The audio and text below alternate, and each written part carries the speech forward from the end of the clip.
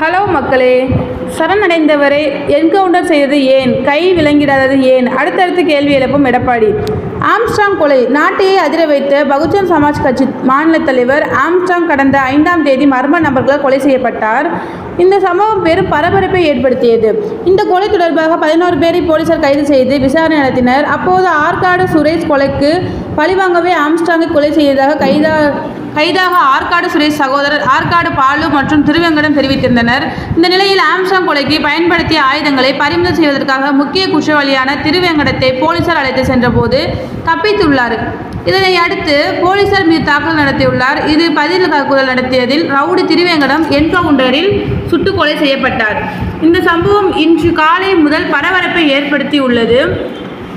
இதனிடையே திருவேங்கடம் என்கவுண்டர் தொடர்பாக அதிமுக பொதுச் செயலாளர் எடப்பாடி பழனிசாமி எழுப்பியுள்ள கேள்வியில், பகுஜன் சமாஜ் கட்சி மாநில தலைவர் ஆம்ஸ்ட்ராங் கொலை வழக்கில் சரணடைந்தவர்கள் திருவேங்கடம் என்ற ரவுடி காவல்துறையினரால் என்கவுண்டர் செய்யப்பட்டுள்ளதாக செய்திகள் வருகின்றன.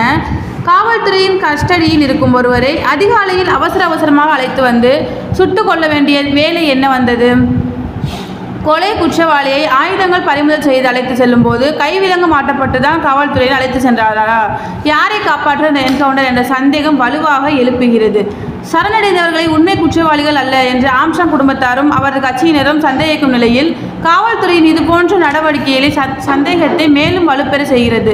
இந்த வழக்கு தொடர்பாக திருவேங்கடம் அளித்த வாக்குமூலம் முழுவதுமாக சீலிடப்பட்டு நீதிமன்றத்தில் ஒப்படைக்கப்பட வேண்டும். இவ்வழக்கின் விசாரணை மீது நம்பிக்கை இழந்து கொண்டே போவதால் ஆம்ஸ்ட்ராங் குடும்பத்தார் மற்றும் பகுஜன் சமாஜ் கட்சியினர் கோரிக்கை இணைக்க இதனை சிபிஐக்கு மாற்ற வேண்டும் என எடப்பாடி பழனிசாமி வலியுறுத்தியுள்ளார். தேங்க்யூ.